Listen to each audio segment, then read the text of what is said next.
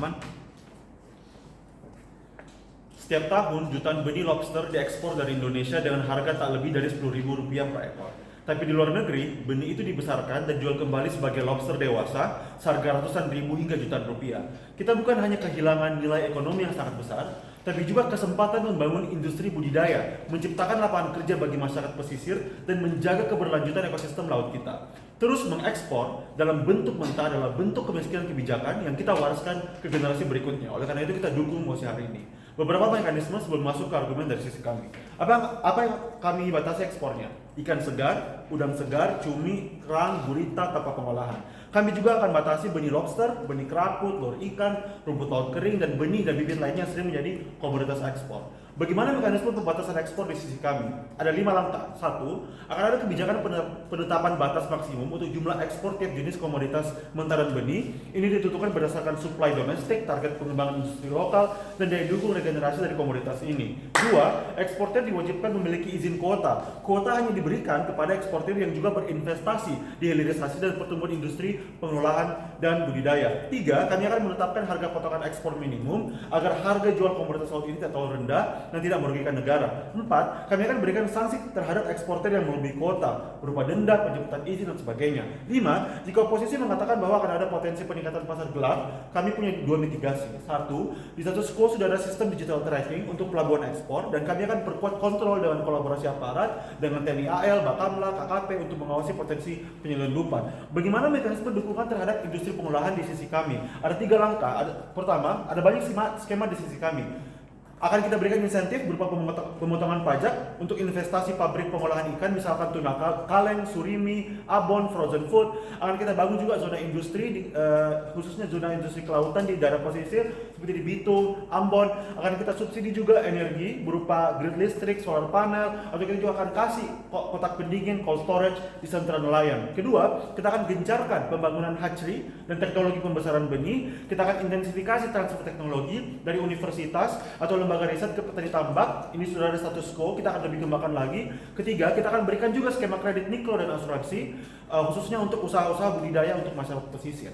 Sebelum kita masuk ke argumen kami jelaskan dulu bahwa satu, sangat penting untuk kita mempertimbangkan nilai yang akan kita dapatkan melalui sistem pengolahan ini dibandingkan dengan sisi oposisi di mana mereka akan mempertahankan ekspor komoditas ini. Jadi dari argumen pertama ini kami akan tunjukkan bahwa membatasi ekspor komoditas laut akan memberikan manfaat yang secara eksklusif lebih besar secara komparatif dibanding terus bertahan di pola lama ekspor, khususnya pola lama ekspor mentah seperti yang akan dipertahankan oleh posisi. Ada 5 analisis di sini. Yang pertama, dari sisi pendapatan. Saat kita menjual benih lobster, kita akan hanya mendapatkan sekitar Rp10.000 per ekor. Tapi ketika dibesarkan dan diolah, nilainya bisa melonjak hingga ratusan ribu bahkan jutaan rupiah.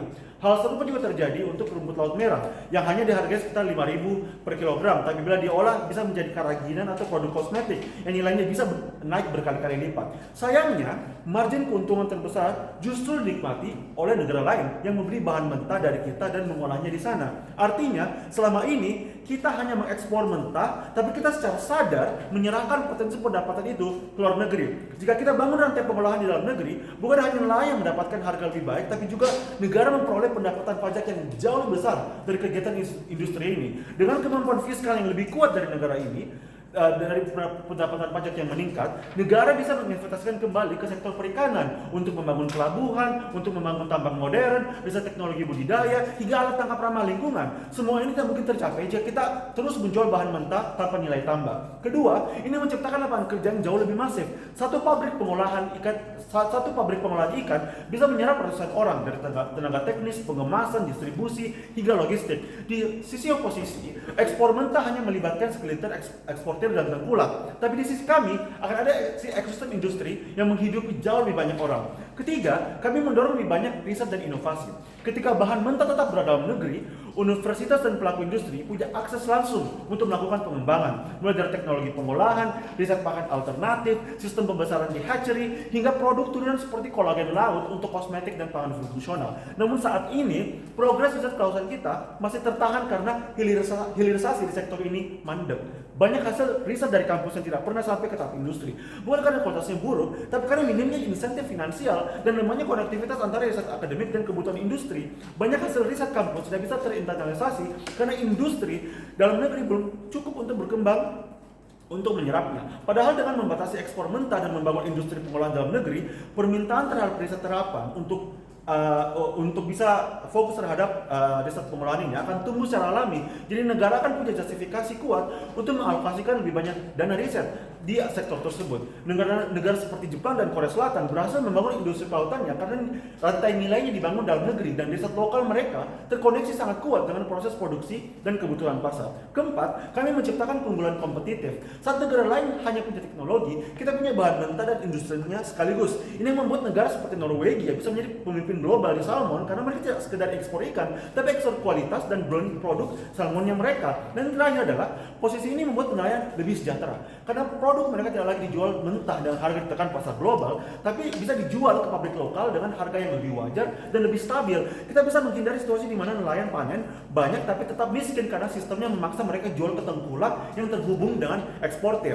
Argumen kedua terkait dengan benefit kedaulatan dan kemajuan ekonomi. Selama ini Indonesia sangat bergantung pada pasar luar negeri yang menentukan harga bahan mentah laut kita. Ketika permintaan turun atau terjadi tekanan geopolitik, nelayan dan eksportir lokal langsung terdampak. Ketergantungan ini membuat ekonomi maritim kita sangat rapuh dan tak berdaulat. Dengan membatasi ekspor dan membangun industri pengolahan dalam negeri, Indonesia tidak lagi jadi penonton dalam rantai nilai global. Kita bisa mengendalikan produksi, harga, distribusi, dan memberi stabilitas ekonomi yang jauh lebih kuat di negara kita sehingga meningkatkan posisi tawar Indonesia di pasar dunia. Apa yang kita telah buktikan? Bahwa membatasi ekspor komoditas laut mentah, kita akan membuka jalan menuju ekonomi maritim yang jauh lebih kuat, berdaulat, dan berkeadilan. Kami tunjukkan bahwa bagaimana ini bisa meningkatkan pendapatan nasional, menciptakan lapangan kerja, mendorong riset, serta memberi posisi tawar yang jauh lebih bagus untuk nelayan dan negara. Ini yang tidak bisa dicapai oleh sistem oposisi yang mempertahankan ketergantungan yang sudah usang ini, seperti ketergantungan untuk mengekspor bahan-bahan mentah. Di dunia yang terus berubah, kita harus berani untuk memproses sendiri. Langkah yang sangat penting untuk negara kita bisa mencapai kemajuan yang hakiki. Oleh karena itu kita bangga untuk mendukung mosi ini.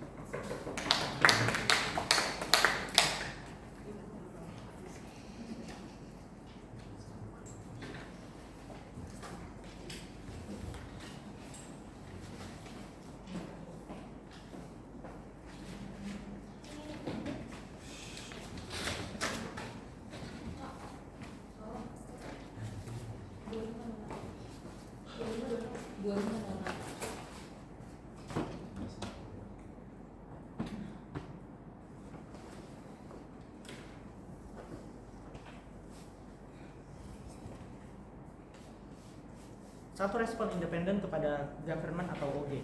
Mekanisme OG sangat bagus dalam proses meningkatkan sistem pengelolaan, tapi ini tidak eksklusif. Karena pertama, pembuatan teknologi, bantuan nelayan, dan akomodasi cold storage itu bisa dilakukan tanpa membatasi ekspor, karena kebijakan ini tidak butuh prasyarat pembatasan ekspor.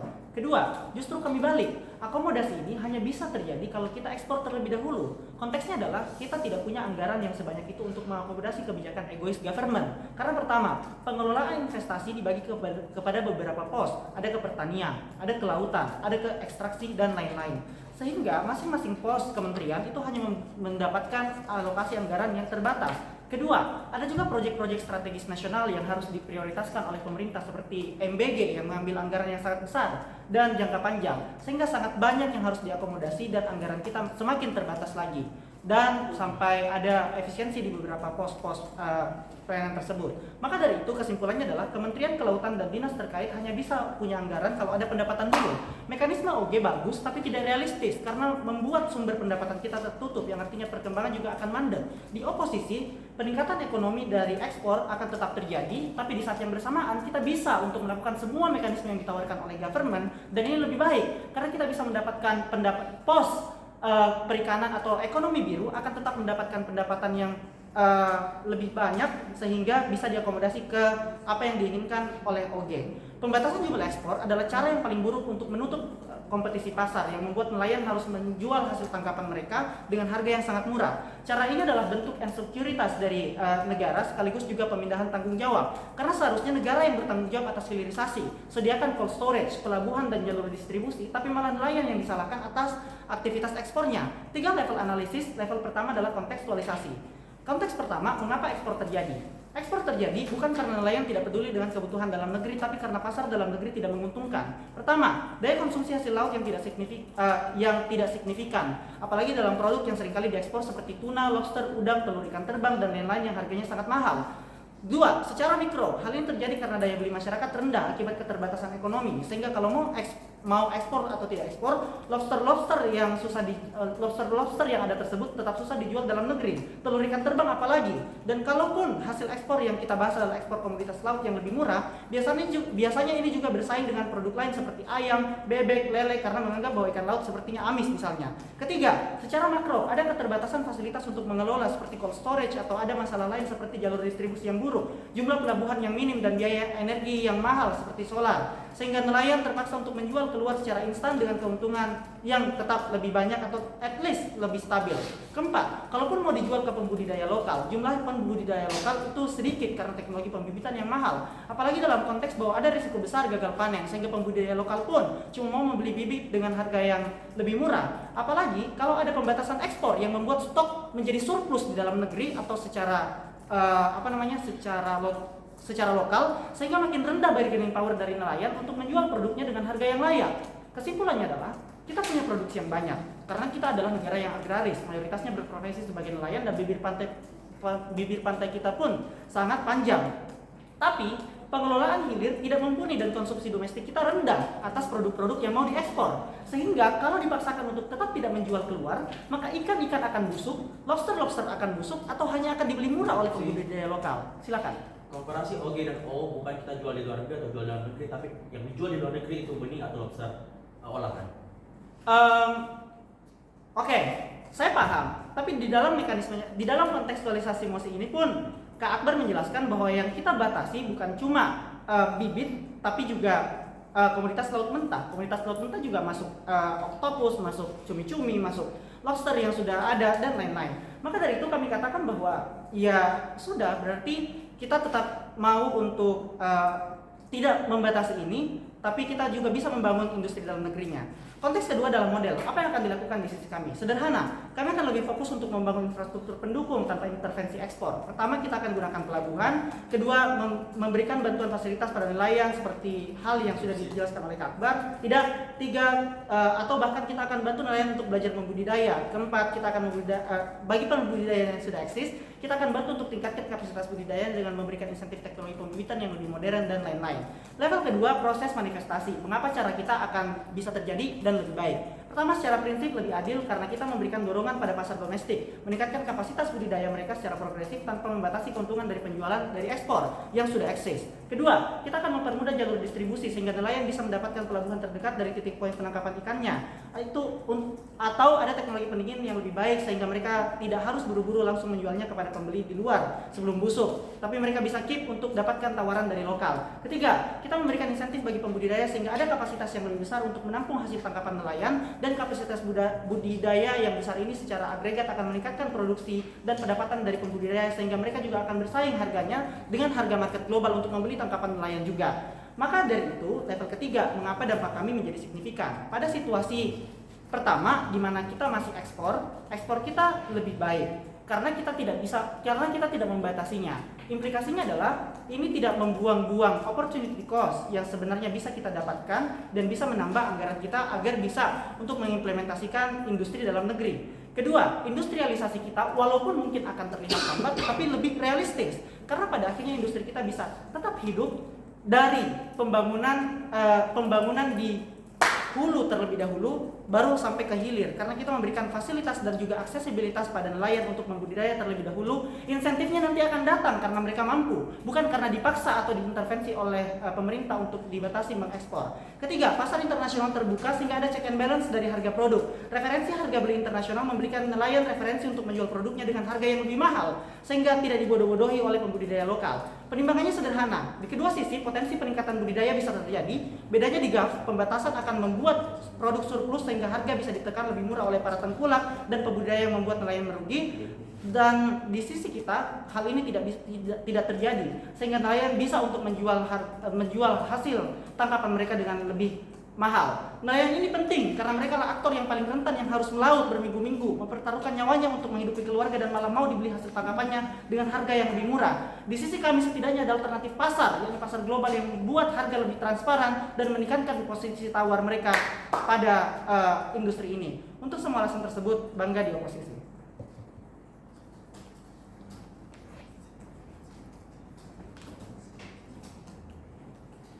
Semua benefit yang dibilang oleh Kak Salam itu akan terjadi di sisi pemerintah jika semua ini berjalan dengan baik, which is apa yang telah dijelaskan oleh Kak Akbar.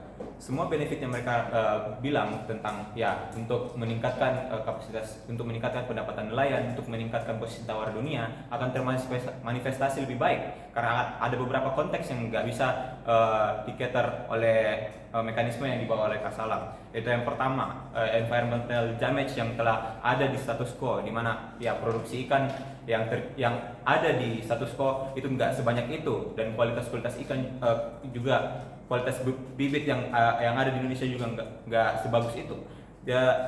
Jadi apa yang kita harus lakukan ialah untuk mengubah kualitas atau mendorong pertumbuhan industri ini sehingga teknologi yang kita bisa dapatkan itu dapat mengubah kualitas dari hulu itu sendiri sehingga dapat berdampak baik pada profit yang akan kita dapatkan. Tapi beberapa respon kepada oposisi, mereka bilang bahwa nelayan itu nggak butuh pembatasan ekspor supaya mereka bisa dibantu. Kami bilang bahwa apa yang ya sesuai dengan framing yang mereka bilang bahwa ya dana-dana yang dialokasikan kepada industri ini ya sudah dibatasi atau sudah terbatas pada awalnya karena ada beberapa kementerian yang harus dialokasi dan ada beberapa kebutuhan yang pemerintah butuhkan, sehingga dana yang dialokasikan kepada industri ini terbatas dari awalnya, sehingga yang dapat kita lakukan sebagai pemerintah ialah untuk mendorong pertumbuhan industri ini, untuk ya memberikan insentif bagi nelayan untuk mengelola bibit ini sehingga menjadi produk yang lebih baik untuk dijual ke pasar. Dan ya mereka juga mengatakan bahwa ya jika bibitnya dibatasi akan terjadi bibit surplus dan lain sebagainya. Kami sudah jelaskan di pembicara pertama bahwa bibit-bibit yang ada di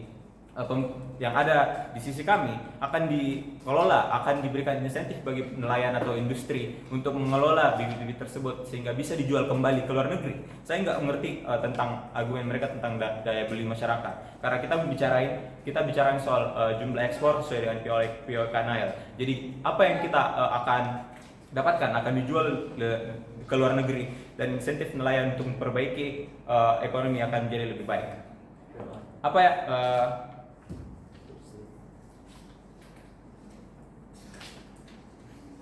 Di sisi kami, framingnya adalah seperti ini. Indonesia adalah negara maritim, di mana Indonesia ini mengekspor lebih banyak aset-aset maritim yang kita punya.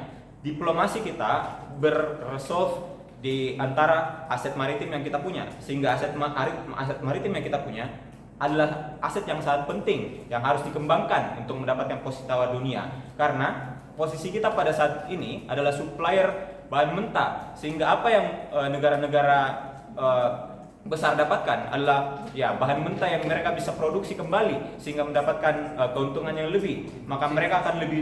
Maka posisi Indonesia saat ini sangat mudah ditekan oleh pasar global, sangat mudah ditekan oleh negara-negara tersebut, sehingga bibit-bibit yang kita punya dapat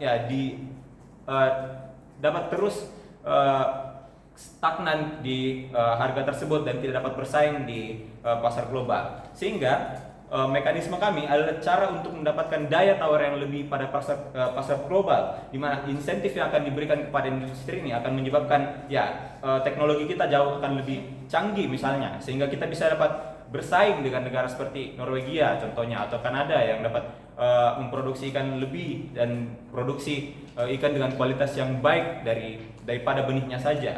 Kita akan mempunyai daya tawar lebih karena kualitas ikan kita contohnya akan lebih baik pada akhirnya, sehingga harganya akan lebih mahal, sehingga negara-negara seperti negara India contohnya yang merupakan supplier benih kita akan terpaksa untuk menerima posisi atau daya tawar kita lebih lagi, sehingga dampak kita adalah kita akan mendapatkan benefit dalam kerjasama internasional, di mana ketika kita melakukan negosiasi, kita akan mendapatkan ya teknologi yang lebih, contohnya pada industri lain, contohnya sebagai prasyarat untuk menjual ikan-ikan yang kita miliki ya. Karena kedekatan geografis dan alur migrasi ikan, negara tetangga juga punya industri laut yang sangat kuat. Saya tinggal beli bibit di Vietnam atau Thailand, kamu nggak punya daya tawar. Saya nggak mengerti dari kasus POI dari Kak Nail, karena ya jika kita lihat dari demografi atau jika kita lihat dari geografi Indonesia ya pada esensinya mempunyai luas negara yang sangat luas. Jadi diplomasi maritim atau supply yang kita bisa dapatkan itu harusnya dapat dikembangkan dan harusnya lebih baik lagi daripada negara Vietnam. Jika ya negara Vietnam sendiri yang hanya mempunyai laut yang kecil dapat bersaing dengan negara seperti Indonesia, maka ya kita nggak harus untuk menjual benih-benih kita dan lain sebagainya. Namun ekstensi kedua dalam environmental damage. Jadi konteks yang terjadi sekarang adalah karena adanya polusi, karena adanya polusi lingkungan yang terjadi di laut. Contohnya kita nggak bisa ya ekspor lebih secara kuantitas, karena ya kuantitas kita karena suplai ikan yang ada di laut itu nggak sebesar itu, dan juga terjadi overfishing atau penangkapan ikan yang sangat banyak karena kuantiti dan juga yang dikejar, dan juga insentif untuk mengumpulkan banyak ikan yang ada di status quo, sehingga tidak ada batasan bagi nelayan untuk menjual ikan mentah ke luar negeri. Sehingga apa yang terjadi di status quo adalah quantity over quality, di mana akan terjadi kurangnya komoditas ikan. Ini akan berdampak sangat buruk kepada populasi ikan tersebut, karena kemampuan regenerasi mereka nggak akan sebesar itu. Kemampuan mereka untuk untuk beregenerasi menjadi lebih banyak lagi untuk dijual nggak akan berdampak sebesar itu untuk ada di oposisi, sehingga kita harus putuskan bahwa untuk mensuplai ke negara lain kita harus mendorong pertumbuhan industri ini, sehingga benefit yang kita dapatkan akan lebih besar. Terima kasih.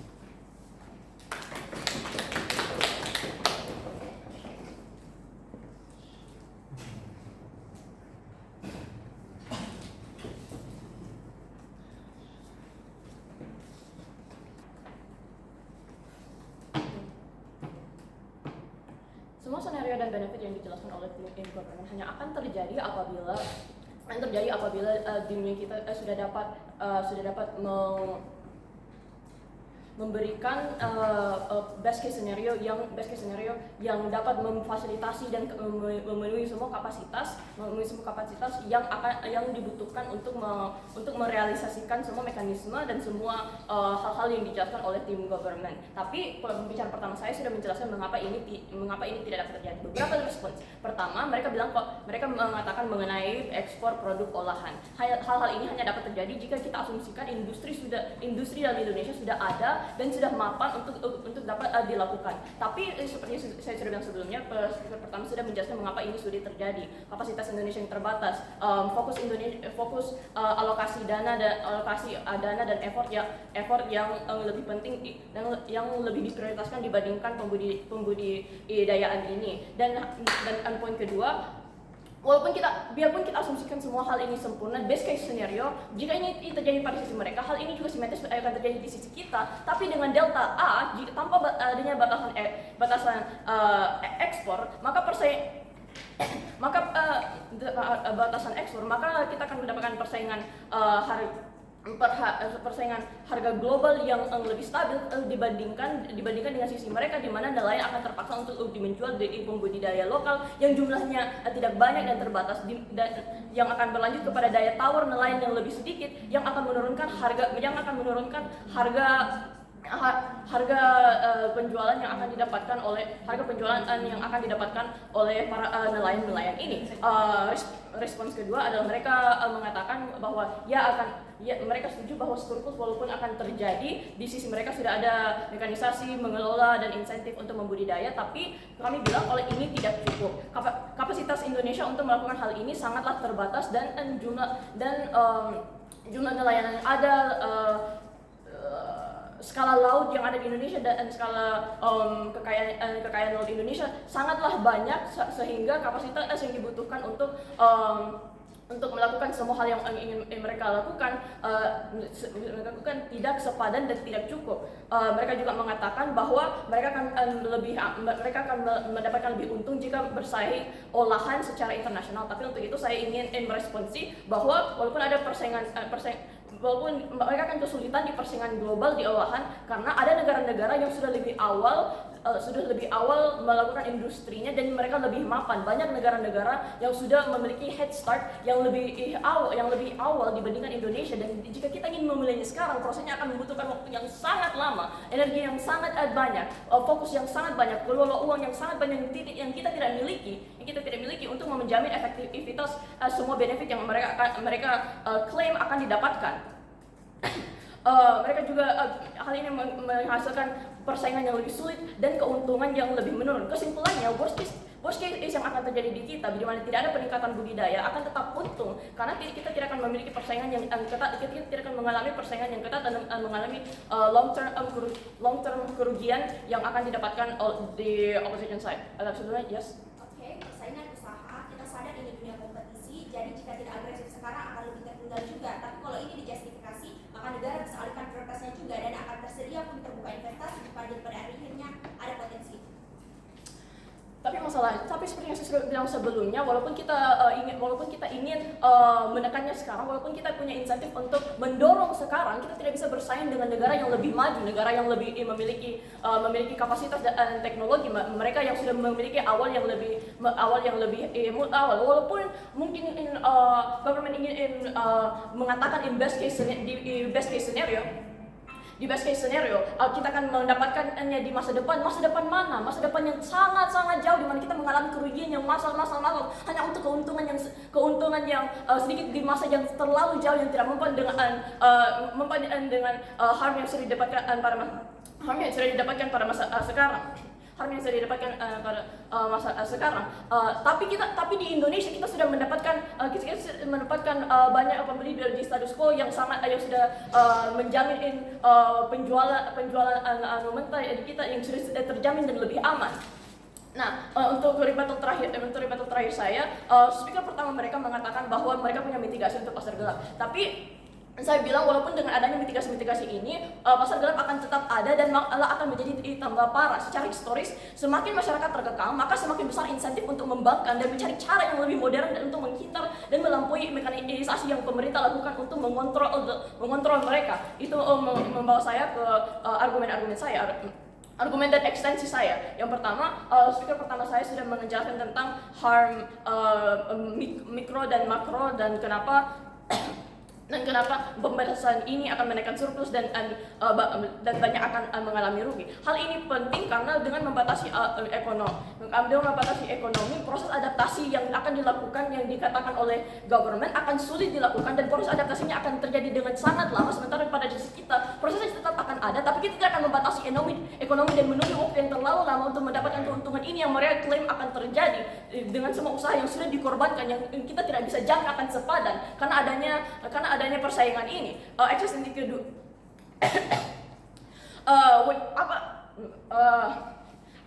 apakah ini comparisonnya adalah pertumbuhan.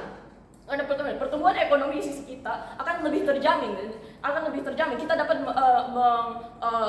membudidayakan pertumbuhan industri pengolahan budidaya dalam negeri lebih terjamin karena kita tidak membatasi ekonomi. Kita memiliki ekonomi untuk membayar infrastruktur negara dengan semua mekanisasi yang sudah speaker pertama saya bawa. Yang sementara di sisi government, mereka memiliki kemungkinan yang lebih kecil karena kapasitas Indonesia yang kecil dan juga fokus kita yang sangat terbatas dan kapasitas yang banyak yang dibutuhkan untuk melakukan semua yang mereka klaim akan terjadi. Ekstensi kedua, dengan adanya pembatasan ekspor ini, pasar gelap akan semakin naik. Alasan dibalik ini karena alasan hal ini akan terjadi karena jika kita membatasi ekspor yang dilakukan oleh para nelayan, sementara surplus barang yang akan mereka dapatkan semakin tinggi, mereka tidak ingin rugi karena kemungkinan yang dapat terjadi pada mereka adalah barang-barang yang mereka miliki akan basi atau penjualan mereka akan semakin lebih murah. Mereka memiliki keluarga keluarga yang ingin mereka hidupi, jadi mereka akan berkata ini hal buruk karena negara tidak dapat mengunggah pajak dan kurangnya potensi pendapatan negara. Sekian dari saya, terima kasih.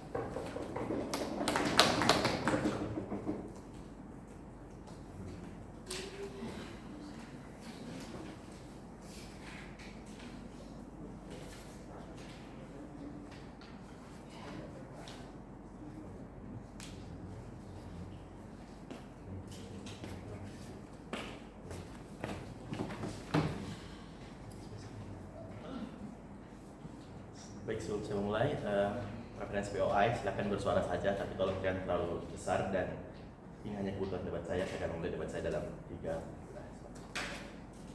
Dengan geografi Indonesia sebanyak 17.000 pulau dengan dikategorikan sebagai negara maritim terbesar di dunia. Namun sayang sekali kita masih dikategorikan sebagai negara berkembang dengan indeks per kapita yang masih sangat kecil. Oleh karena itu, sebagai tim pemerintah penutup, kami ingin mengganti cap di Indonesia yang dicap sebagai negara supplier menjadi negara quality supplier, negara quality keeper, di mana kami ingin menekankan bahwa salah satu cara untuk kita memanfaatkan blue economy yang masih sangat bisa dilakukan potensinya adalah melalui industrialisasi yang akan kami jalankan dan akan saya jelaskan ke depannya. Namun sebelum saya melanjutkan ke beberapa argumen saya merespon dari tim Oji dan OO. Pertama, saya sepakat dengan OO. Argumen yang telah diberikan tim Oji itu terlalu idealis. Mereka ingin mengembangkan status quo negara kita, namun mereka tidak menjelaskan analisis dananya ini dari mana. Nah, sebagai tim penutup, saya akan menjelaskan ke depannya dan memberikan analisis yang tentu lebih dalam. Lalu untuk respon OO, mereka mengatakan bahwa Indonesia adalah pos anggaran dengan sangat terbatas. Satu, akan adanya aktor insentif yang bisa investasi di negara kita. Mereka mempunyai insentif melihat potensi dari blue ekonomi Indonesia sebagai negara maritim terluas di dunia. Seperti misalnya Amerika ataupun Cina yang terbatas di aspek maritimnya, mereka pasti adanya ketertarikan untuk investasi di negara kita. Lalu 2, respon preemptif. Kalau mereka katakan, oh kan mereka pasti mau keuntungan. Satu, keuntungan yang dihasilkan dari sisi kami akan jauh lebih besar daripada hanya menjual bahan mentah. Kedua, ini akan mengembangkan industri tenaga kita dan menjadikan Indonesia sebagai negara yang industrialisasi. Tunggu dulu, saya akan lanjutkan argumen saya. Lalu sebagai langkah yang awal, saya ingin menjelaskan argumen saya yang pertama. Kita harus mengetahui adanya faktor dalam ekonomi, supply and demand. Bisa Anda bayangkan, saya misalnya mempunyai uang seperti ini, namun ketika uang ini saya mempunyai sangat banyak sekali supply, akan terjadi eksploitasi di mana negara lain itu bisa membeli bahan kita dengan sangat murah. Bisa Anda bayangkan, misalnya Indonesia menghasilkan banyak sekali ikan, karena Indonesia adalah negara maritim terluas tentunya ya, pasti akan banyak dengan ribuan kilometer laut itu. Oke, baik, silahkan. Ya, bilang. Anda bilang kalau ada insentif investor untuk memberikan uang tersebut. Tapi dengan jumlah saingan yang Indonesia dimiliki, yaitu Jepang, Filipina yang memiliki mekanisme dan teknologi yang lebih kuat, bagaimana kita bisa menjamin bahwa investasi tersebut akan masuk ke kita dan bukan mereka? Satu, seperti yang saya tekankan, Indonesia itu adalah negara maritim terbesar. Kita adalah negara berkembang yang ingin maju ke industrialisasi itu. Jika pemikiran Anda seperti ini menurut saya sangat lucu. Anda akan terbelakang karena kalau muncul pemikiran skeptis, wah kayaknya saya nggak bisa mulai nih karena negara lain udah maju. Wah kayaknya teman saya udah sukses, saya nggak usah usaha deh. Nah itu sebenarnya lucu menurut saya, kayak gimana Anda mau berkembang kalau Anda bahkan takut untuk memulai. Lalu saya ingin lanjutkan ke argumen saya selanjutnya. Supply and demand ini tentu dengan harga yang supply yang sangat banyak dapat menurunkan rasio harga yang ada di pasar. Satu, akan ada eksploitasi oleh negara lain. Ketika mereka melihat kondisi ekonomi tanpa pembatasan, akan terjadi surplus di mana mereka bisa menghargai dengan sangat-sangat murah seperti yang dikatakan oleh Oji juga. Nah, membatasi ini tentu akan menurunnya supply dan akan naiknya demand dan akan menaikkan harga pasar ini. Lalu berikutnya, mengapa kami sangat mendukung pada mosi kali ini? Karena di tim OO akan terjadi rawan sekali eksploitasi yang terjadi. Tunggu dulu, rawan sekali. Bisa Anda bayangkan jika misalnya hanya menjual bahan mentah tanpa pendistribusian ke negara ini, itu bisa langsung tidak dilihat datanya. Sedangkan di industrialisasi itu sudah terdata dengan baik pada status quo. Dengan mengolah ini akan ada datanya, sehingga eksploitasi yang sangat rendah bisa terjadi di sisi kami. Oke, silahkan. Kenapa Anda mengatakan bahwa ini tidak terdata, padahal ada stakeholder yang akan mendata hal ini? Karena ini adalah komoditas negara, sehingga ini tidak realistis. Oke, baik. Menurut saya pertama Anda harus sering-sering membaca literasi. Pernahkah Anda membaca seorang nelayan yang mengekspor secara ilegal misalnya lobster? Nah, kenapa itu bisa terjadi? Karena ia tidak mengolahnya dalam negeri. Makanya di sisi kami akan lebih unggul sebenarnya daripada data-data ini. Lalu yang kedua, kami tekankan sebagai negara berkembang, kita membutuhkan industrialisasi yang ada. Satu, ini bisa meningkatkan lapangan pekerjaan. Oke, ini sudah disebut oleh Oji tadi, jadi saya akan meningkatkan yang lain. Dua, ini kita bisa mengolah semua limbah dari sumber daya laut ini. Tentu ini akan menjadi pasokan ekonomi yang sangat masif menurut saya, dan ini akan inklusif di sisi kami. Bisa Anda bayangkan sebagai tim OO dan CEO nanti tidak akan mungkin bisa mendapatkan mosi ini. Misalnya contoh udang, Anda bisa menjual udang dalam bahan mentah, oke, itu toh. Namun ketika Anda mengolahnya, bahkan limbah dari udang itu bisa jadi pupuk. Dua, kulit dari udang ini bisa jadi kitosan, dan bahkan semua dari udang ini bisa kita olah kembali. Misalnya ikan, kalau Anda misalnya hanya menjual ikan, nilai jualnya itu sangat rendah. Namun ketika Anda mengolah bahkan tulangnya pun itu bisa jadi bahan nilai jual, seperti dikonversi seperti obat, kosmetik dan lain sebagainya. Lalu dengan Anda berdiri sebagai tim penutup pada perdebatan hari ini, Anda juga akan mendukung sektor-sektor komoditas lain di Indonesia. Pernah dengar kota Makassar yang dicap sebagai kota paling enak, kota makanan enak? Nah, kenapa bisa dicap seperti itu? Karena adanya daya tarik yang bisa kita buat. Adanya produk-produk yang misalnya identik di Indonesia misalnya, karena itu langka. Seperti bahan rempah-rempah, tidak, terima kasih, bahan rempah-rempah yang tidak mudah didapatkan, bahan laut yang tidak mudah didapatkan di negara lain. Bisa Anda bayangkan ketika Anda menjualnya dengan eksploitasi yang sangat besar, negara lain bisa tidak melihat keunikan ini. Adanya sektor pariwisata ini juga bisa mendukung sektor-sektor ekonomi kita sendiri. Lalu saya juga melanjutkan, selain bisa meningkatkan lapangan pekerjaan, ini juga bisa membangun industri-industri baru di negara kita. Mari kita rubah Indonesia sebagai negara berkembang menjadi negara industrialisasi dengan mendukung mosi kita pada hari ini. Karena negara Indonesia adalah negara maritim yang sangat besar dan potensi ekonomi yang masih belum dimanfaatkan. Oleh karena itu, pada perdebatan hari kami nyatakan kami akan layak untuk menang pada perdebatan hari ini. Saya sebagai tim penutup bangga pada perdebatan hari ini.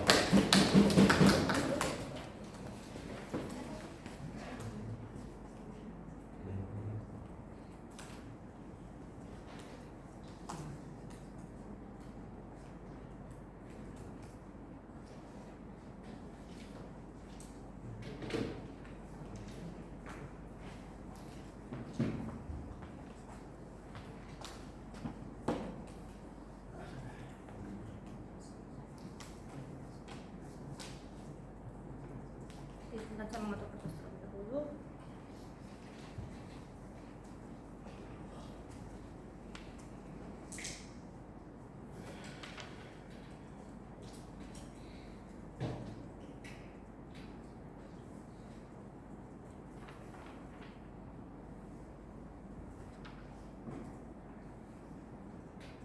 Memulai pidato dalam 3, 2, dan 1. Di ekonomi yang sedang carut-marut secara internasional, semua orang punya pasarnya masing-masing.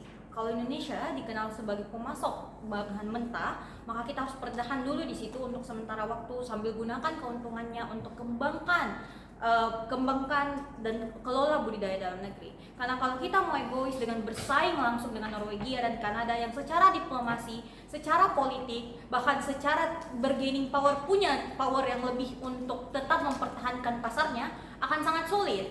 Makanya surplusnya harus secara perlahan dikontrol supaya kita punya bargaining power dan tidak dianggap sebagai ancaman bagi negara-negara seperti Kanada dan Norwegia. Tapi sebelum itu, pemerintah pembuka datang dengan fokus dengan pengembangan yang jalan dengan mekanisme perubahan. Fokus mereka baru bisa jalan kalau secara teknologi, bahkan sederhana secara sumber daya manusia kita cukup dan kita siap.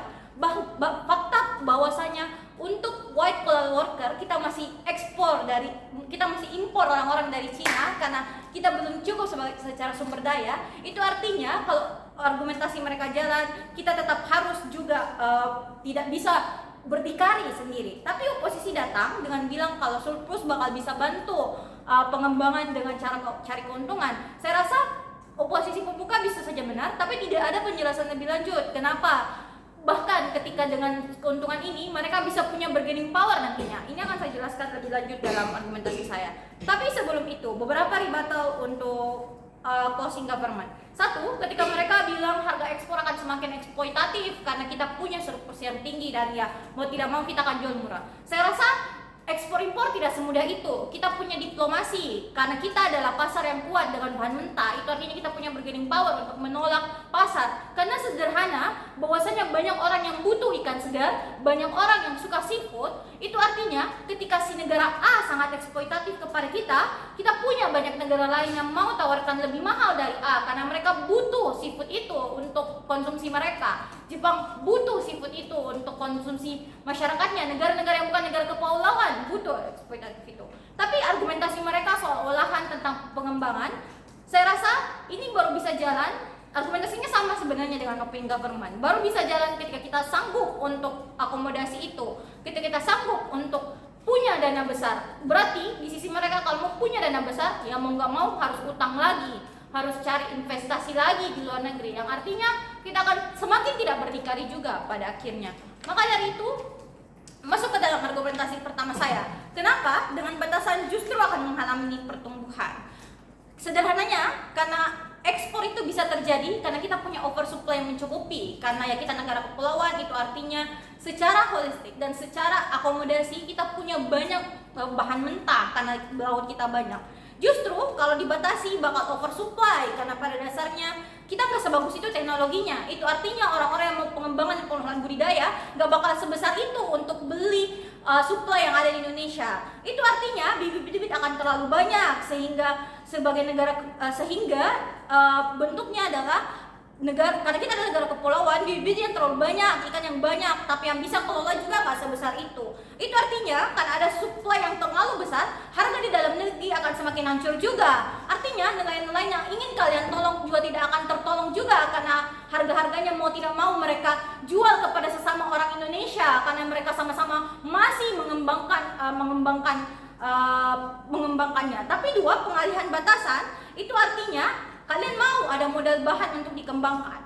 Tapi sadari, kalau ekspor itu sebenarnya sesuai dengan demand pasar juga. Berarti bahkan tanpa kita batasi secara natural, negara-negara punya batasan untuk membeli. Mereka nggak mungkin mau sampai oversupply. Mereka akan beli sesuai dengan kebutuhan mereka. Itu artinya nggak bakal eksploitatif itu. Nggak mungkin tiba-tiba Jepang langsung mau beli semua stok kita. Itu artinya semua argumentasi mereka soal batasan juga terjalan juga di status quo. Tapi dua, kita punya regulasi yang cukup karena kita sadar bahwasanya ini adalah hal yang ingin kita kembangkan, bahwasanya bahan mentah adalah hal yang merupakan sesuatu yang selalu kita butuhkan. Itu artinya kita cukup sadar untuk tahu regulasi nggak overfishing. Kita stop untuk jual eksploitatif kepada bibit-bibit. Makanya nggak bakal tetap stuck di status quo. Tapi terakhir, ekspor itu bukan soal negara saja, tapi ada sektor-sektor privat. Justru sektor-sektor privat bakal punya lebih insentif untuk kembangkan menjadi bahan jadi misalnya. Nah, untuk kembangkan jadi bahan jadi, mereka butuh keuntungan dari jual bahan-bahan mentah. Itu artinya kalau kamu batasi, bahkan sektor privat nggak punya modal untuk kembangkan itu. Tapi sebelum itu, ya daya tawar di sisi kamu ya akan lebih bagus, tapi ya fragile atau rapuh karena ya pada akhirnya kamu akan kehilangan kuantiti dari ikan tersebut. Jika kamu nggak akan keep up, maka kamu akan kehilangan daya tawar kamu di internasional. Kamu juga akan dipaksa beli produk-produk mereka akan lebih mahal di sisi kamu. Ya kan di sisi kita tetap ada pengembangan dari keuntungan, itu satu. Tapi dua, kita punya bargaining power lebih karena memang kita sudah terkenal sebagai eksportir bahan mentah. Kita nggak punya bargaining power untuk sebagai eksportir bahan jadi karena pada dasarnya itu sudah dikuasai oleh pasar lain. Tapi dua, argumentasi kedua, kenapa bahkan ketika semua skenario pemerintah jalan nggak bakal berhasil juga pada akhirnya. Dua argumentasi, bagaimana secara pasar internasional ini nggak bakal jalan. Tapi dua, efisiensi waktunya juga yang nggak seefisien yang seperti mereka gambarkan. Satu, secara pasar internasional setiap pasar bahan mentah dan bahan jadi sudah punya negara unggulnya. Kalau skenario government berhasil, artinya ada dua. Satu, harus bersaing dengan negara yang punya pasar pasti, yang sudah punya kualitas dan bargaining power. Susah masuk ke pasar London dan Norwegia dengan tiba-tiba dengan punya banyak surplus bahan jadi, sedangkan mereka punya kualitas yang lebih bagus misalnya. Tapi dua, karena terlanjur batasi, pasar yang sudah ada dulu akan hilang satu persatu karena kita batasi, itu artinya kita tidak bisa penuhi demand yang sudah ada. Sehingga skenario keberhasilan juga bakal belum pasti di government. Karena ekspor bukan soal ekonomi doang, tapi ada kerjasama diplomasi politik, ada kerjasama antar negara, bilateral dan multilateral. Mereka nggak mungkin tiba-tiba mau lepaskan kerjasamanya dengan negara Norwegia, dengan negara London, dan tiba-tiba pindah ke kita, karena itu akan mempengaruhi mereka secara geopolitik juga. Tapi penjelasan ini lebih superior dari oposisi yang cuma stop dengan bilang ada persaingan ketat. Tapi dua, secara efisiensi waktu bakal simetris di kedua sisi. Sadari konteksnya kita negara berkembang, karena di government eksistensi teknologi masih perlu dibuat stabil, SDM untuk white collar worker masih perlu dididik, karena selama ini sektor ini bukan fokus untuk pengembangan. Di sisi kami oposisi bakal lama, tapi setidaknya sama-sama lama juga, tapi ada yang modal cukup untuk insentif. Bahkan bisa sambil dikembangkan, ada waktu untuk diplomasi maritim, karena ada surplus perlahan, jadi nggak bakal dianggap sebagai ancaman dari negara-negara lain dan Norwegia. Sehingga secara perlahan kami juga akan berhasil. Maka dari itu bangga menjadi oposisi.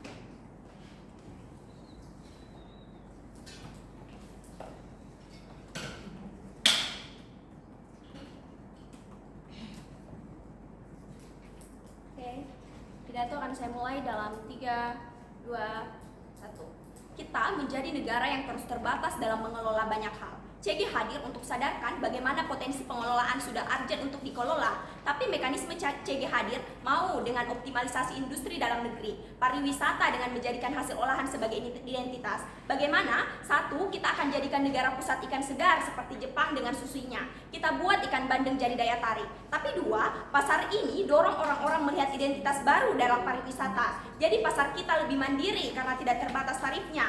Lihat seberapa kita ditekan karena tarif 19% dari Trump, dan ini buat kita dieksploitasi. Komparasinya di CG pasar akan hadir dengan mandiri karena pada akhirnya kita membuat sistem pengelolaan yang lebih baik karena urgensi yang akan hadir. Tapi bagaimana respon pada semua tim dalam debat ini? Pertama, pada sisi OG. Satu, di sisi OG yang akan diawasi adalah eksportir dan peningkatan industrialisasi. Tapi tidak ada gambaran bagaimana status quo sudah banyak proses efisiensi. Jika justifikasi untuk peningkatan pengawasan dan tingkatkan, jadi akan susah dikembangin karena prioritas lain juga harus dikembangkan juga. Tapi dua, di sisi kami klaim bahwa dana tidak akan diberikan negara sepenuhnya. Ada interest investor dari luar untuk pengelolaan, dan saya akan jelaskan bagaimana interest ini lebih besar dengan pembatasan jumlah ekspor yang akan hadir di sisi kami. Tapi pada OO, pertama mereka bilang bahwa pasar dalam negeri tidak menguntungkan karena daya belinya sudah rendah. Satu, ini tidak benar. Lihat bagaimana makanan seafood masih sangat disukai. Begitu banyak restoran seafood yang masih sangat kita kagumi pada akhirnya. Tapi dua, pun iya kami rasa ini bukan karena tindakan langsung, karena pengelolaannya masih kecil. Pun satu, ini diolah jadi nggak busuk, dan pada akhirnya kalau tidak terbeli ya kita ekspor pada hasil olahnya juga. Tapi dua, kita sudah tingkatkan pariwisata, jadi pasarnya juga ada pusat pariwisata yang ditingkatkan bahan laut olahan dan terproduksi dengan baik dengan harga yang lebih tinggi, sehingga pada akhirnya identitas itu akan hadir di sisi CG. Tapi pada CO terlalu pesimis dalam debat dengan mengatakan bahwa sumber daya manusia dan infrastruktur kita masih sangat terbatas. Respon, satu, ini baru selesai jika agresif dilakukan oleh semua pihak. Misal pemerintah dengan caranya mensosialisasikan tentang pengelolaan yang baik, atau bagaimana mereka bagaimana cara mengelola dengan sistem-sistem yang mumpuni. Tapi dua, infrastruktur itu akan hadir dengan kesadaran realisasi alat-alat teknik yang masih berbentuk proposal saat ini. Lihat bagaimana argumen OG dengan mengatakan bahwa masih sangat sulit implementasi dari proposal-proposal itu, sehingga pada akhirnya agresivitas itu akan hadir karena kita akan berdayakan semua itu secara agresif, akan prioritaskan dana-dana juga dari investor untuk program ini. Tapi dua, interest orang-orang terutama investor terus hilang karena pasar kita hanya pada bahan baku simply yang kita tekan untuk berinvestasi, karena mereka negara yang sangat amat butuh dengan banyak ikan, dan pada akhirnya mereka juga mau untuk pada akhirnya menerima bahan-bahan kita. Tapi tiga, pasar kita itu bukan pada Norwegia yang juga punya laut, tapi pada negara yang masih butuh. Kan kita tahu bahwa pada akhirnya ketika kita agresif, ya kualitas akan meningkat juga, terutama branding yang sudah disebutkan oleh Devan terkait potensi yang kita dikenal oleh banyak negara terkait ini. Oke? Gimana jaminan di kamu kalau pariwisata lebih eksklusif, bukannya pariwisata juga bakal eksis di sisi kami karena ya memang itu sudah jadi pasarnya? Pariwisata akan eksis di sisi kami karena ini akan dilihat sebagai identitas baru. Kita dilihat bahwa kita punya banyak makanan yang bisa kita olah secara mandiri, sehingga pada akhirnya orang akan beli dan bisa kirim dan perkenalkan ke negara lain, karena pariwisata itu potensi lebih besar itu hadir di sisi kami.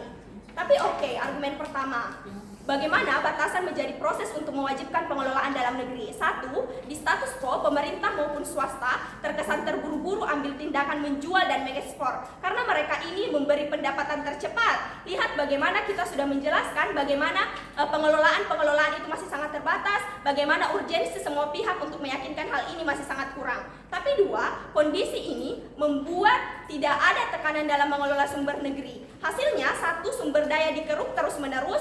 Lihat bagaimana misalnya banyak ikan yang pada akhirnya punah dan langka yang kita tidak bisa kembangkan lagi karena kita dipaksa untuk menyediakan pada banyak negara. Silakan.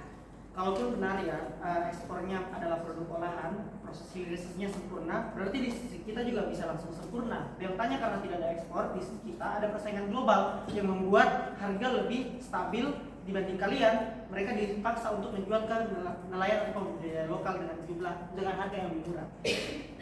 Saya rasa kita itu akan lebih eksklusif karena pada akhirnya ini diolah, harganya lebih meningkat, dan ini akan jadi peningkatan ekonomi. Ini bisa berputar untuk pengelolaan sumber daya lain, prioritaskan juga sumber daya lain secara progresif, bertahap, sehingga penyelesaian masalah itu hadir di sisi CG. Tapi dua, kita menjadi buruh untuk menyediakan bahan baku saja. Lihat bagaimana pada akhirnya kita dituntut untuk menyediakan banyak bahan mentah, dan pada akhirnya banyak ikan yang pada akhirnya punah di sisi kita. Tapi tiga, kita sudah sadar blue ekonomi harus ditingkatkan dari dasarnya. Maka ketika pengelolaan terjadi, apa dampaknya? Satu, karena negara lain butuh sumber daya laut kita, mereka tetap juga akan ada interest dan dorongan untuk invest. Karena mereka, contoh Cina akan berinvestasi dalam pengelolaan ikan kita karena dia butuh itu juga. Dia terus menjadi pasar yang dari awalnya pengelolaan bahan mentah tapi terus butuh bahan mentah itu. Jadi pada akhirnya mereka ada interest untuk mau mengelola bersama dengan investasi yang mereka lakukan di negara kita. Tapi dua, masalah lain itu hadir. Misalnya bagaimana kita menyediakan bahan baku untuk pupuk dan kosmetik, sehingga pada akhirnya kalau di sisi kami interest untuk menyediakan bahan baku dengan diolahnya, maka kita bisa jadi pasar lain, misal kosmetik, pupuk dan lain sebagainya, sehingga pasar lebih besar itu hadir di sisi kami, bahkan bukan hanya pada hasil laut. Tapi apa komparasinya? Di sisi kami, lapangan kerja dituntut untuk tersedia karena ada dorongan industrialisasi, karena banyak negara lain butuh dan banyak permintaan yang hadir.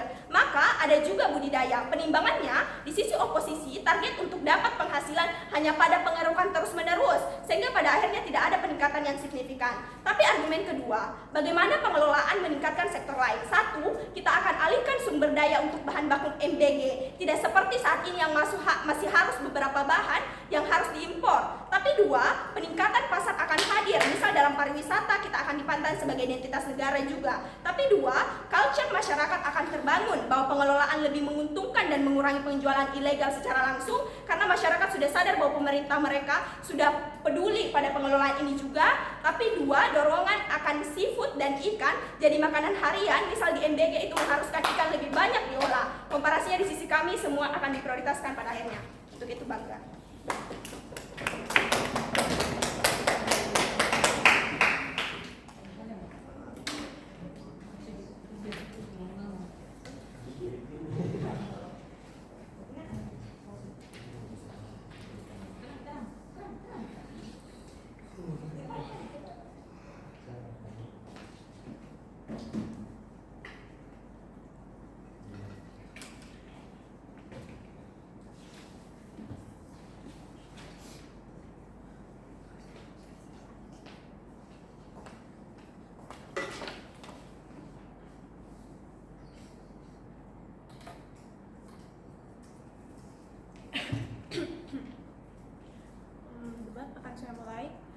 dalam hitungan 3, 2, 1.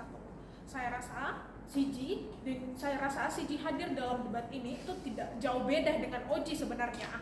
Mereka itu sama-sama utopis dan idealis juga. Tidak ada penjelasan yang mereka janjikan seperti yang mereka katakan bahwa mereka akan superior dibandingkan Oji. Tidak ada juga penjelasan yang hadir pada sisi mereka. Pertama, tapi mari respon kasus dari Oji dulu. Kasus dari mereka itu sangat utopis dan idealis. Mereka katakan bahwa mereka mau kualitas, tapi prasyarat agar kualitas itu hadir adalah ketika kamu mampu untuk menyediakan teknologinya. Dan masalahnya, untuk menyediakan teknologi di negara berkembang itu butuh biaya yang sangat besar, dan mereka tidak pernah menjelaskan hal ini, kenapa ini bisa terjadi pada sisi mereka. Karena pada akhirnya fakta bahwa negara berkembang itu masih minim dari teknologi, dan prasyaratnya adalah ketika kamu punya banyak uang, maka ini akan sangat sulit pada sisi mereka. Tapi ketika mereka katakan juga bahwa pada akhirnya ini buat ada insentif untuk pada akhirnya negara itu bisa punya akses langsung terhadap bahan mentah ini untuk dikelola, seperti dari universitas misalnya yang punya teknologinya untuk mengelola hal ini. Tapi pada akhirnya kami rasa bahkan universitas pun tidak merata di status quo. Mereka tidak punya teknologinya, pun kalau mereka punya, ini hanya universitas yang di Jawa saja. Jadi pada akhirnya universitas yang bisa mengelolanya, yang punya akses langsung juga tidak sebanyak yang mereka katakan. Oleh karena itu pada akhirnya ketika punya akses langsung, pada sisi mereka ini juga akan sangat sulit untuk direalisasi. Pun kami katakan bahwa ketika seluruh mekanisme yang terjadi pada sisi mereka ini juga akan sangat sulit, karena ya kamu harus bersaing dengan negara maju yang sebelumnya sudah sangat siap teknologinya, mereka yang sudah mampu mengelola bahan mentah ini menjadi bahan yang lebih berkualitas, bahan jadi misalnya. Tapi ya juga pernah mention dan pernah respon kasus ini, tapi kita kan lebih superior dibandingkan sisi mereka, karena kita nggak cuma stuck di masalah persaingan yang ketat saja. Karena misalnya ada insentif diplomasi antar negara yang akan terjadi, yang sudah dijelaskan sama Kak Aura. Pun aku rasa juga ada kepercayaan dari pembelinya sendiri. Ketika ada negara yang tiba-tiba hadir ketika ada negara berkembang yang tiba-tiba hadir mampu menaikkan kualitas produk mereka, maka sebagai pembeli pada akhirnya kamu tidak akan percaya, kamu lebih memilih terhadap negara maju yang selama ini kamu sudah beli barangnya dari mereka. Oleh karena itu pada akhirnya juga akan sangat sulit bagi negara berkembang ini untuk mendapatkan pembelinya dan kepercayaan dari pembelinya. Tapi pada akhirnya kasus yang dibawa sama CG juga itu tentang insentif dari investor. Ya mereka katakan kalau orang-orang yang mau untuk berinvestasi itu adalah negara yang pada akhirnya butuh ikan dan lain sebagainya. Tapi juri, sebenarnya insentif ini tidak akan hadir semudah yang mereka katakan. Karena sebenarnya ketika mereka butuh ikan, maka mereka tidak akan mau investasi teknologi di sisimu. Mereka lebih baik cari negara lain saja yang bisa memberikan kamu bahan mentah yang jauh lebih mudah. Sehingga investasi dan lain sebagainya yang mereka katakan itu tidak benar sama sekali dan tidak akan pernah terjadi pada sisi mereka. Tapi pada sisi mereka pun CG itu juga bawa soal pasar yang akan mandiri dan lain sebagainya. Oji juga bawa, tapi aku rasa ini nggak eksklusif sama sekali pun tentang lapangan kerja. Kenapa ini tidak eksklusif? Karena pada akhirnya closing oposisi juga hadir dalam debat ini dengan bawa mekanismenya. Pada akhirnya kita juga akan lakukan subsidi untuk bantu industrialisasi yang ada pada sisi kita. Tapi perbedaannya kita akan gunakan dana ekspor yang ada, karena ini lebih pasti pada akhirnya. Karena kita adalah negara maritim yang sudah punya pasarnya. Jadi ini akan jauh lebih realistis untuk terjadi pada sisi kita. Maka pasar mandiri dan juga lapangan pekerjaan yang dikatakan sama CG dan OJ itu juga akan hadir pada sisi kita. Karena ketika mekanisme ini terjadi, ya mereka juga bisa lakukan pengembangan, kita juga danai pengembangan mereka. Jadi pada akhirnya ini nggak eksklusif sama sekali. Tapi pun kami juga nggak ngerti kenapa CG datang dalam debat ini dengan katakan bahwa oposisi itu bakal mengeruk sumber dayanya. Padahal mereka juga akan mengeruk sumber dayanya juga, juri. Karena mereka juga butuh sumber daya alam yang besar, bukan? Mereka juga mau mengelola ikan yang banyak. Makanya pada sisi mereka, ya sumber dayanya juga akan dikeruk seperti analisis pada sisi mereka. Tapi bahkan kenapa ini sangat jauh lebih buruk pada sisi mereka? Karena ketika mereka mengeruk sumber daya ini, pada akhirnya ya karena oversupply, barangnya akan busuk karena ini barang mentah. Dan ya pada akhirnya ketika kamu tidak punya teknologi teknologi yang mumpuni untuk mengelola barang ini, maka oversupply yang ada pada sisi mereka itu akan sangat besar pada akhirnya. Tapi bagaimana komparasinya pada sisi kami? Kami rasa pengembangan itu mungkin akan terjadi pada kedua sisi, tapi kenapa akan jauh lebih realistis dan akan jauh lebih mungkin likelihood-nya untuk terjadi pada sisi kita? Karena kami sudah jelaskan bahwa kita punya dana yang lebih, karena sebagai negara maritim yang sudah punya demand pasarnya, selama ini kamu sudah mendapatkan kepercayaan dari negara lain untuk membeli barangmu, maka pada akhirnya ya dana dari ekspor itu akan jauh lebih mungkin didapatkan. Inilah mengapa pada akhirnya kami juga sudah jelaskan kenapa insentif dari investor juga tidak akan hadir pada akhirnya untuk menggantikan dana dari ekspor ini, karena sebagai negara yang Bagaimana jika worst case di sisi kamu itu tidak akan bekerja karena belum ada analisis tentang saya nggak mengerti sebenarnya kenapa pada akhirnya ketika pada akhirnya hal ini tidak mungkin tidak akan terjadi, karena kami sudah jelaskan bahwa konteksnya adalah negara yang sebenarnya sudah punya citranya dengan maritim, maka ekspor dan demand pasarnya itu sebenarnya sudah ada selama ini. Jadi insentif, jadi pada akhirnya probabilitasnya untuk keuntungan dari ekspor itu tidak terjadi itu sangat kecil pada akhirnya di sisi kita. Itulah mengapa ini sangat kecil kemungkinannya untuk terjadi. Tapi kami sudah jelaskan bagaimana komparasinya, yaitu di sisi kita ada dana yang lebih. Oleh karena itu akan jauh lebih mudah dan akan jauh lebih realistis semua penggambaran yang dilakukan pada sisi kita, semua mekanisme yang dilakukan dari sisi kita untuk industrialisasi. Maka pada akhirnya ya pertumbuhan ekonomi juga akan terjamin pada sisi kita karena dana ekspor ini jauh lebih pasti. Tapi bagaimana penimbangannya? Perkembangan itu akan terjadi pada sisi kita karena keuntungan ekonomi lebih dari ekspor itu hadir pada sisi kita dan hanya akan ada pada sisi kita karena ini akan lebih pasti dibandingkan government. Bahkan ketika ini terjadi, dan ini jauh lebih realistis dan tidak seutopis yang dikatakan sama sisi mereka. Maka pada akhirnya tim closing oposisi hadir sebagai tim yang realistis. Oleh karena itu bangga menutup kasus.